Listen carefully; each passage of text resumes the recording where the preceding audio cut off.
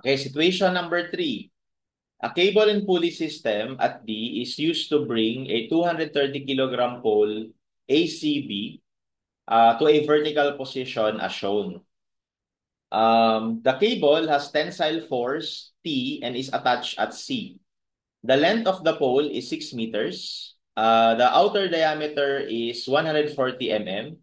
The wall thickness is 12 mm. So bali guys, sinasabi niya na etong ano na to, itong pole na to, hollow siya, no? Hollow. So ibig sabihin yung itsura niya kapag ito kasi yung ano niyan eh. Bali, etong figure na to represents kapag dito ka nakatingin. Ito pala, yung section niya. Pag dito ka nakatingin, ito makikita mo. So ito yung pole, ito yan. Tapos etong sa gilid na support, ito yon, tsaka ito, tapos may pin. Tapos ito hollow kaya may broken line. So ibig sabihin pag dinrawing mo yung yung bilog parang ganito siya. Ganyan, no, hollow siya. Okay, tapos ito yung naka-attach sa gilid. Tapos ito yung pin.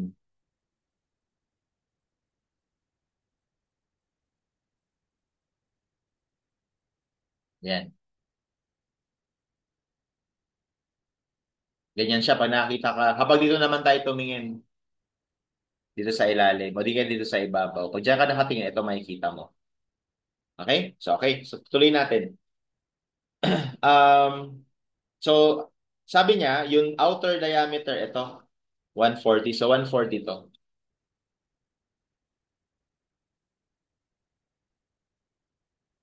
Tapos yung thickness, wall thickness ay 12. So, ibig sabihin ito 12.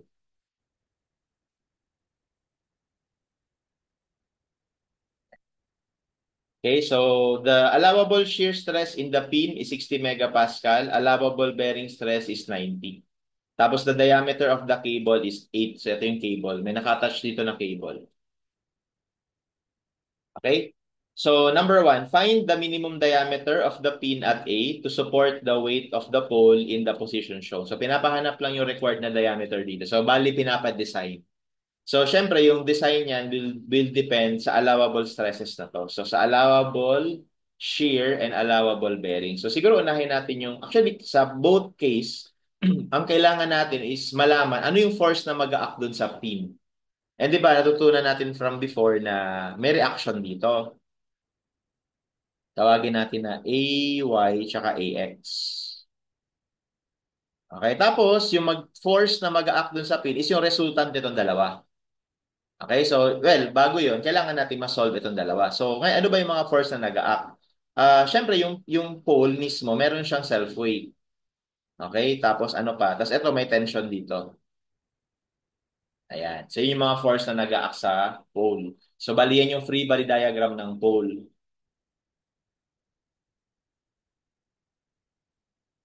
Okay? So, ito yung free body diagram ng pole. Gamitin ko na lang muna yung figure. Ito lang free body diagram ng pole. Ayan. Okay? So, to solve this, siguro kuha ako ng shape. I mean ng bagong figure para hindi magulo. So kunin lang natin yung sa pole lang.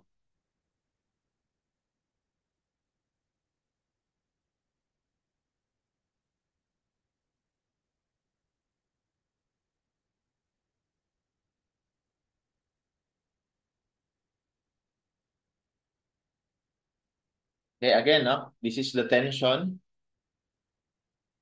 T. Tapos meron ditong self-weight, W. Tapos meron ditong reaction.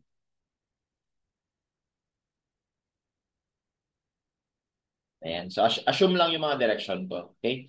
Tapos, note that kung ito ay 30 degrees, itong kabila would be 60 degrees. Okay? So therefore, itong sukat na to would give me, kasi di ba, this is acting 3 meters dito, no? That would be 3 meters dyan sa from A, 3 meters to. So, hypotenuse yon. So, this will be horizontal component. So, 3 cosine 60. Okay, tapos yung weight na yon dito na sa gilid, ay equal sa ano ba? 230 kilograms. So convert na natin 230 times 9.81. Okay? Tapos ano pa? Kasi ang gagawin ko, gagawa ako ng equation para ma-solve itong tatlo. Itong t, itong ax, at ay. So, actually, masosolve natin yung t pag nag-moment tayo sa a. At once na nakuha mo na yung t, madali na lang kunin itong ay at ax. So, moment tayo sa a, pero yung t, ano ang slope? Balik tayo sa figure. So, ang slope niya, depende dito sa angle na to. So, tawagin natin to na angle theta. Okay? So, para ma-solve yung angle theta, ang isa sa mga nakikita kong paraan ay i-consider natin to. Yan, yung triangle na yan. Okay? So, sa triangle na yan, um, i-redraw ko na lang dito sa baba para hindi magulo. Ayan. So, ito yung theta. Okay? Tapos, ito alam ko na 5 meters. Tapos, alam ko na 4 meters. So, given yun eh. Ayan o. Okay? Tapos, ano pa? Tapos, ito 30 degrees. Tapos, di ba ito 90? So, ibig sabihin, yung buong angle na to is 30 plus 90. So, 120. Ayan. Okay? So, to solve for that angle, gagamit tayo muna ng, ito tawagin ko na length ng cable. Length ng cable CD. So, well, we can solve for length of the cable by cosine law.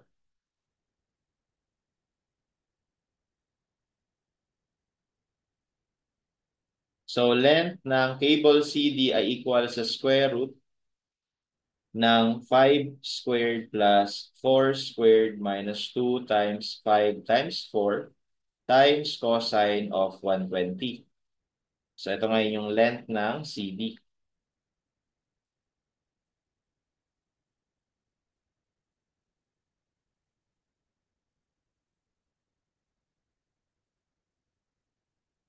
Ayan, so square root of 61 or 7 point something.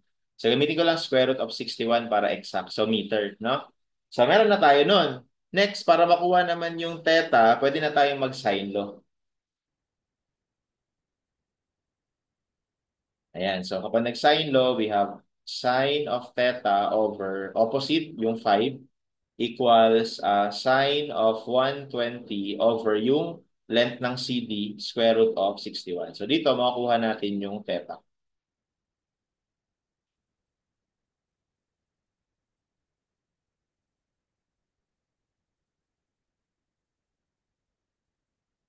So, 33.67.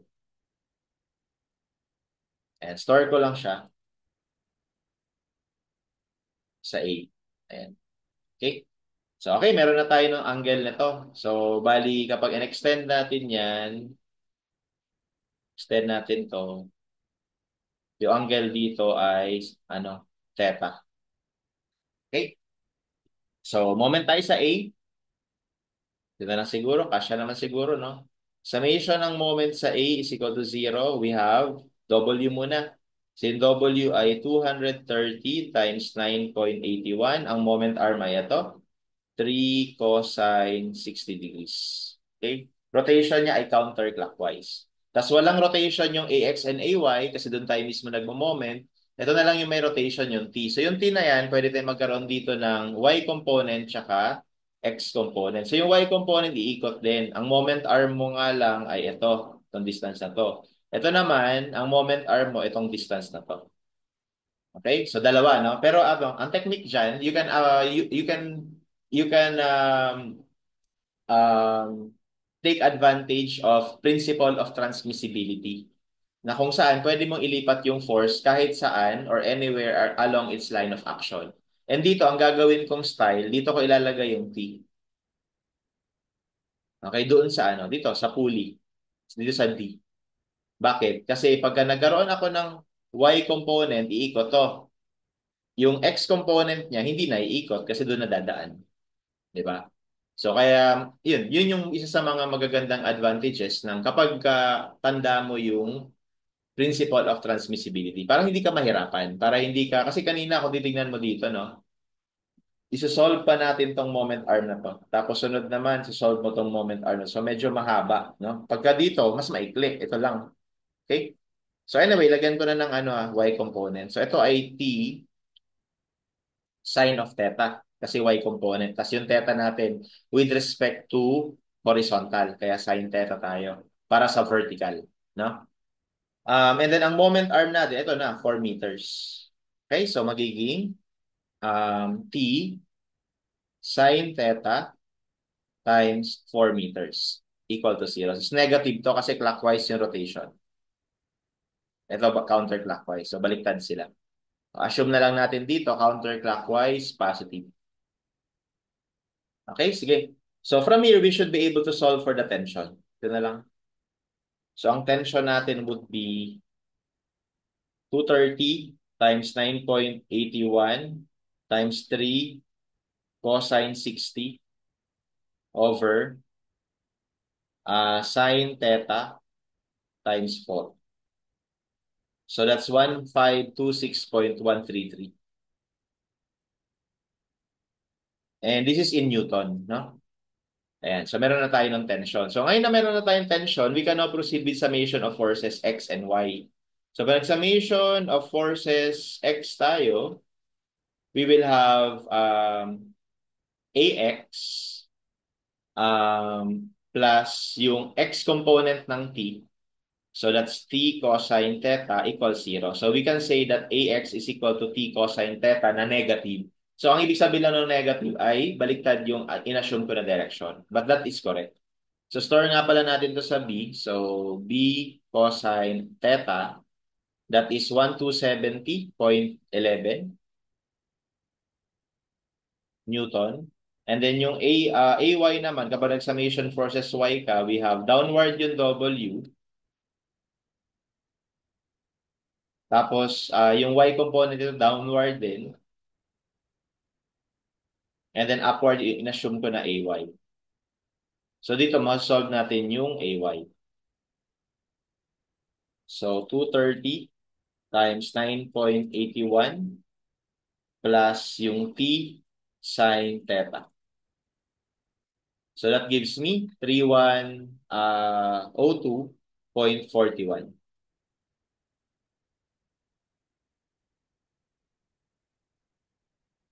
Okay, so ayan. So ngayon na meron na ako ng AY tsaka AX, malalaman na natin ngayon kung ano yung force acting on the pin. Okay, so yung resultant force sa A, bali ito yun, di ba? Yan yung force na mag-a-act sa pin. So bali yung resultant force sa A will just be the square root of AX squared plus AY squared. And that would give me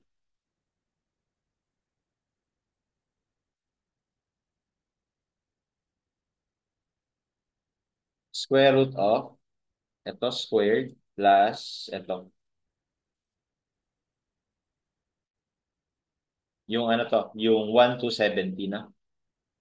So that gives me 3352.33.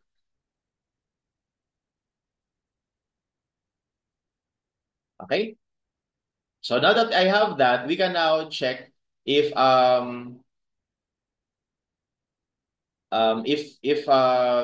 we can or we can now check with respect to the allowable stresses ng shear at ng bearing.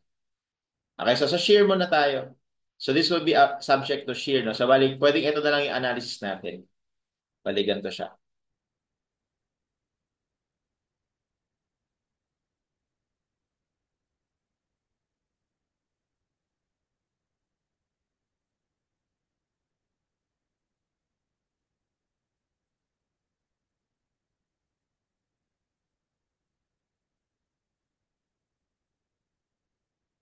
Okay, so kumbaga, nagkaroon tayo ng force. Ito yung pin.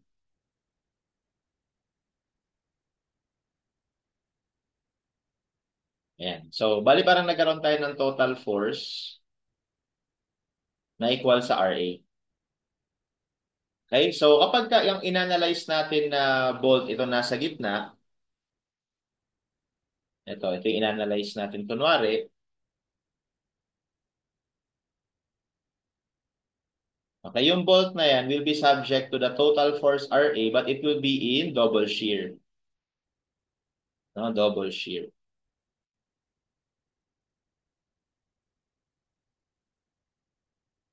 Okay, so ibig sabihin, times 2 yung area. Kapag yan yung inanalyze natin. Pero kapag inanalyze mo naman, itong nasa loob, bali ito, yan kunwari, ang inanalyze mo, o di kaya ito, okay? Yung nasa gilid,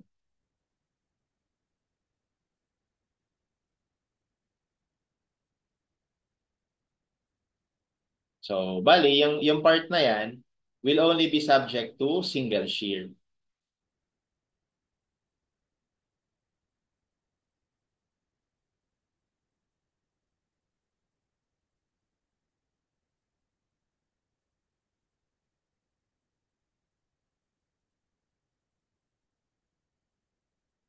Okay? Kasi, pero yung force na kailangan yung dalhin, balik ano lang, kalahati lang. Kasi ano eh, itong green sa right saka yung sa left, maghahati na sila eh. Di ba? Yan. Okay, so, even if yung sa left yung inanalyze mo, same lang. So, it's up to you kung ano yung gusto mong gamitin. And like I said before, parehas lang yan. So, kung dun tayo sa double shear, bali, yung allowable shear stress dapat hindi lalagpas sa, ano yung available? 60 megapascals. So, kung itong double shear ang gagamitin natin, no? Double shear. So, magiging force, RA, over area. Pi over 4 times, ano yun? Yun yung hinahanap, diameter. Diameter squared. Should not exceed 60. Okay? Tapos ito yung 3352.33. Okay? Siguro store natin to sa C. Okay? So, Newton naman yon. So, kapag sinod natin si D, so si D mapupunta dito eh. Di ba? Pag in-cross multiply, tas divide, tas square root na. So, bali may ganito siya. Square root nung RA over pi over 4 times 60. So, that gives me 8.43. Hindi. May nakalimutan ako. Double shear nga eh. So, may times 2 pa pala dito. Times 2. Kasi double shear. Okay? So, ayan. So, may times 2 dito sa ilalim. So, yun yung ano, yun sa mga iiwasan natin ha. Kapag double shear ina-analyze, yung area mo times 2. So, 5.96. Okay, so ibig sabihin yung D natin should be greater than or equal to 5.96 millimeters. That is according to shear, no? Paano naman sa bearing? Sa bearing naman, mangyayari yung bearing dito. Dito. Kasi parang pagka tinulak mo to, yung part na to ng pole ay tatama or babangga doon sa pin. Nababangga doon sa pin. So parang, I'm not sure if I can draw it properly, pero parang ganito. Yan.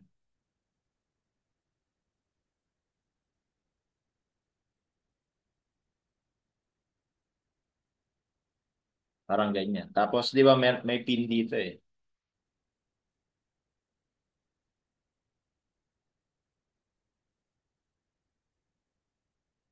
Sa kabila naman,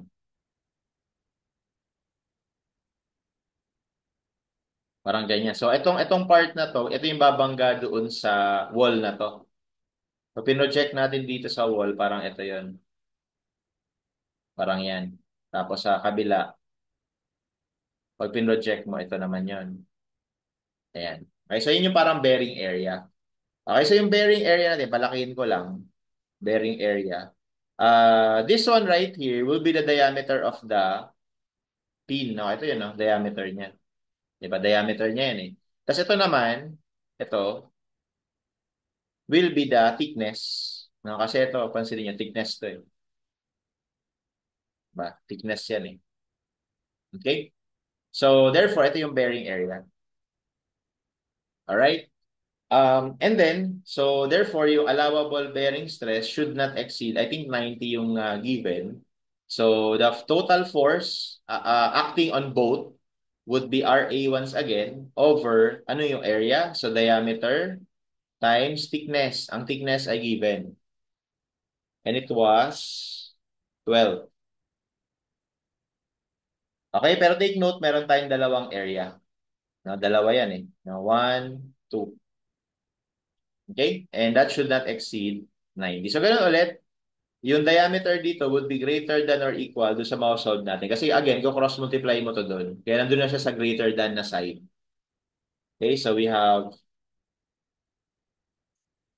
RA over 2 times 12 times 90.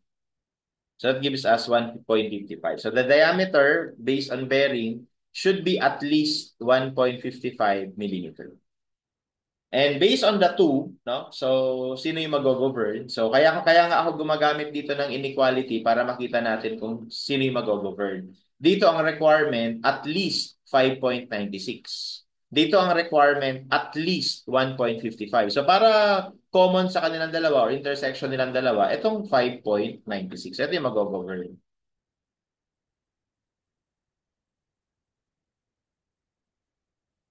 Okay?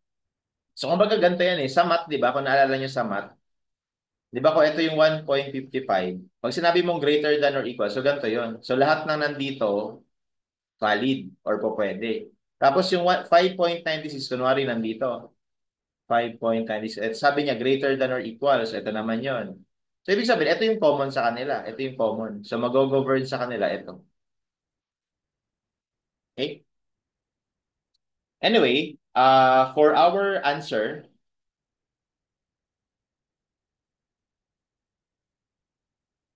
so actually, ang sagot dito dapat, may mali sa choice. Dapat ang sagot dito ay 6 mm. Ay, yung choices, dito.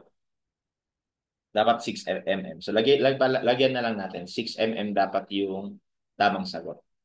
Okay? Ayan. Kasi hindi pa pwede guys yung 5.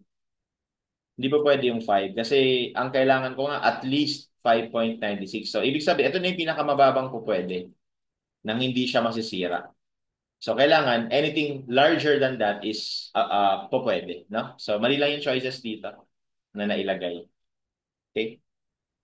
Next, calculate the elongation of the cable. So, pinapahanap yung elongation ito. So, take note, the cable is subject to tensile force. So, axial load lang, no? So, for number 2, ano lang, PL over AE.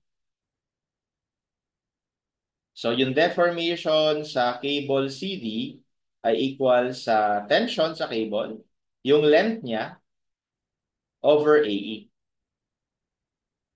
Okay, yung tension natin doon is, I believe, yun yung, solve na natin, ito, 1526.133.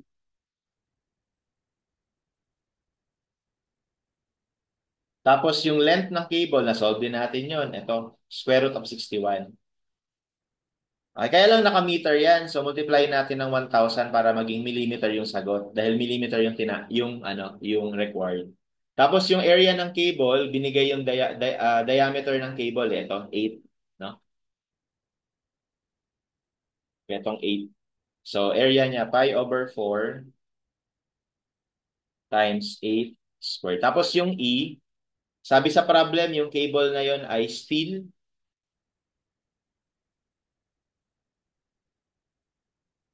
Hindi ata nabanggit. Hindi nabanggit. Pero assuming na steel yon, ha? Talagyan na natin. Yung cable na to ay steel. So, ibig sabihin, this would be 200 megapascal. 200,000 megapascal. Okay? So, that will be the deformation in the cable CD. 1526.133 times square root of 61,000 over pi over 4 times 8 squared times 200,000. So 1.186 millimeters. So that is the deformation of the cable CD. Or in this case, elongation. So letter D. Okay? And lastly, calculate the vertical displacement of point C. So ito yung medyo tricky ng kaunti. Ano daw yung vertical displacement nito? So, di ba hahaba yan? Pero syempre, iikot din yung pole. So, ano daw yung vertical displacement? So, to identify that, so ganito yung style niyan.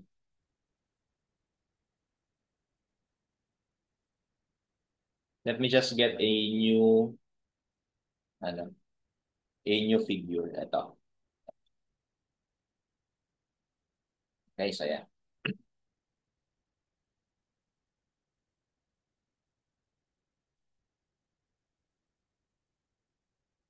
Okay, so ganito.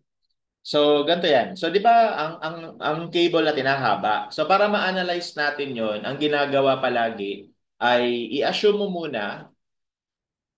muna na walang pole. So, ibig sabihin, hayaan mong humaba yung cable. So, hayaan nating humaba.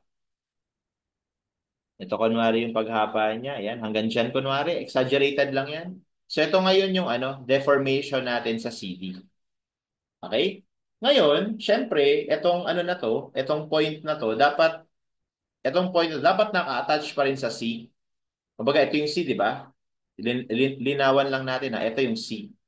So, yung C na yan, no, para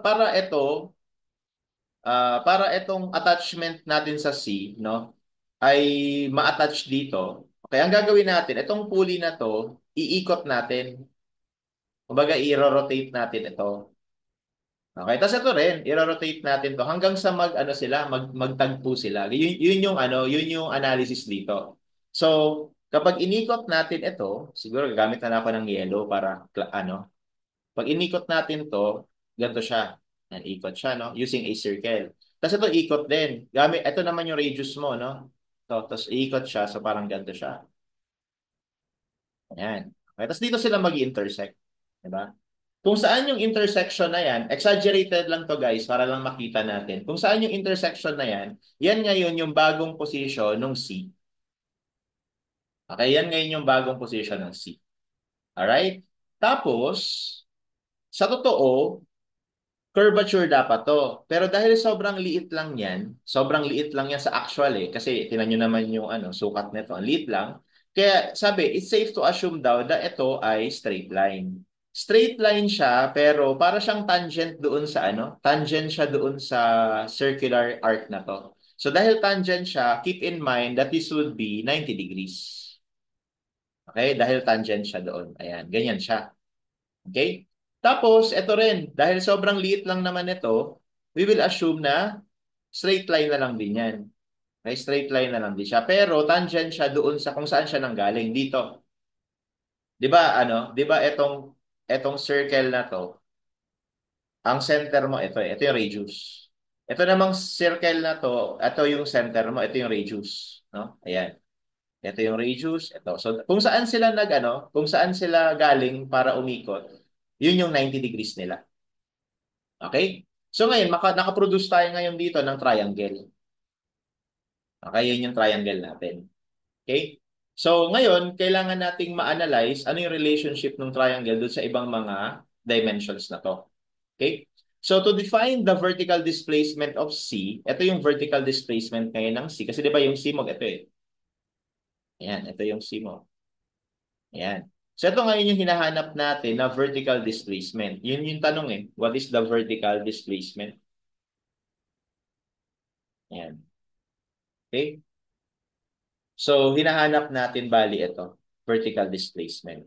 Okay, so para ma-compute yun, we can analyze this, kasi kailangan ko ng angle actually, kasi meron tayo nito. So, kailangan mo lang tong isolve kasi this one serves as the hypotenuse of this triangle. Okay, pero para bago mo to ma-solve, kailangan mo ng interior angles dito sa right triangle na to. Okay? So, dito muna tayo sa pula. Sa pulang triangle, kapag in-extend mo pa yan further, extend pa natin. 'Di ba, ito kanina yung theta. So lalabas theta rin to, si total horizontal naman 'yan. So kung theta ito, lalabas itong kabila, ito 90 minus theta, no? 90 minus theta 'yan. Also, we know that this is 30 degrees. Okay, with respect sa horizontal. So ibig sabihin ito would be would be 30 degrees with respect to vertical. So, ibig sabihin, itong angle na to would be 60. Nung kabila, 60 ito. So, lagyan natin. This would be 60. Ayan. So, 60 yan. So, ito naman, 30. Kung 60 yan, 30 itong kabila. So, kung 30 yan, itong kabila would be, again, 60. No? So, ulitin ko, no? Hopefully, you follow. Medyo magulo. 30 to, pero 90 to. So, ito ay magiging 90 minus 30 or 60. Tapos, meron tayo ditong panibagong right triangle. Kulayan natin. Ito. Yung panibagong right triangle yan, dahil right triangle ulit yan, 90 to, 60 to. So, itong matitira dito would be 30. Now, this line and this line are perpendicular, di ba? This line and this line are perpendicular. So, kung alam mo na 30 ito naman ay magiging 60. Ngayon, ito na naman, right triangle. So, kung 60 to, 30 naman to. So, ito yon 30 to. Ayan, 30 yan. Okay?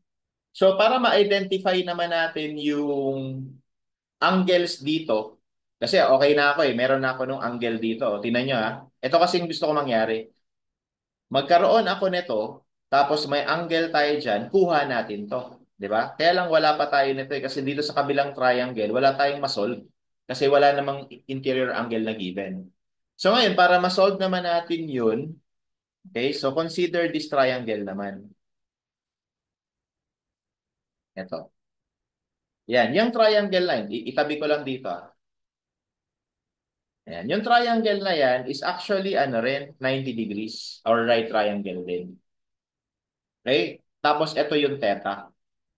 Alright? So kung theta yan, lumalabas ngayon na ito 90 minus theta. So lagyan nga natin ng value. Di ba yung theta natin kanina, ito ata yun, nakasave. Ito 33.67 degrees.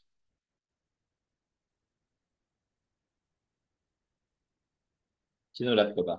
Parang hindi ko sinulat. Pero I think this is ano, the angle, no? So yun yung angle natin.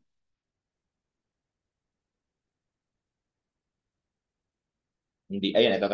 33.67 degrees. So, yun yung angle natin na theta. So, ibig sabihin, ito nandito sa kabilang side na 90 minus theta,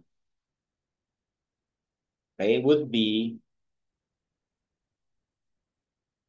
56.33. Ayan. Okay? So, guys, etong angle na to, ito rin yan. Diba? Itong angle na to, ito rin yan. So, ibig sabihin, pwede ko na makuha tong angle na to. Okay? So, ikunin ko yung triangle naman na yun.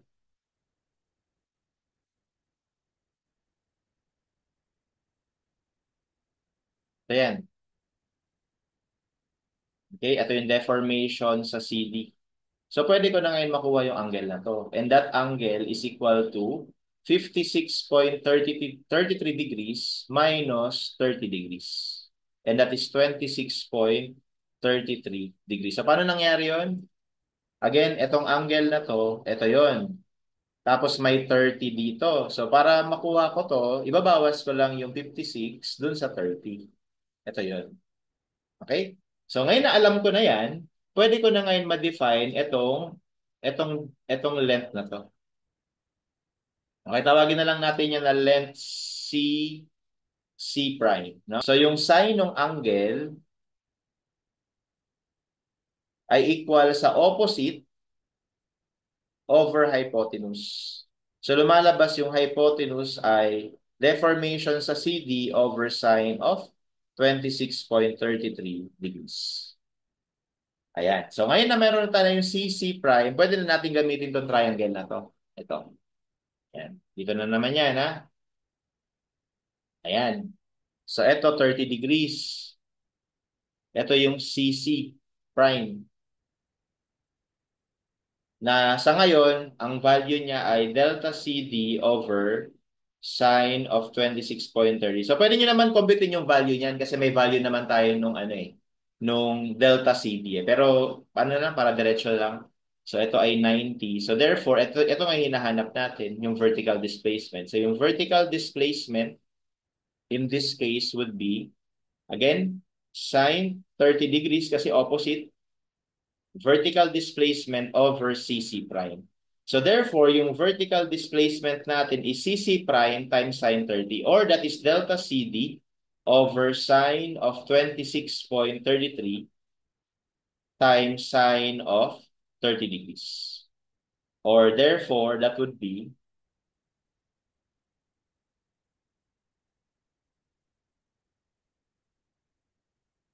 so ito yung delta CD natin guys. No? So times sine 30 over sine 26.33.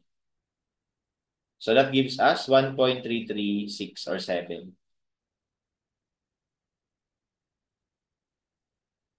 And that would be our vertical displacement. Letter A. Okay? And that's how we solve this particular problem.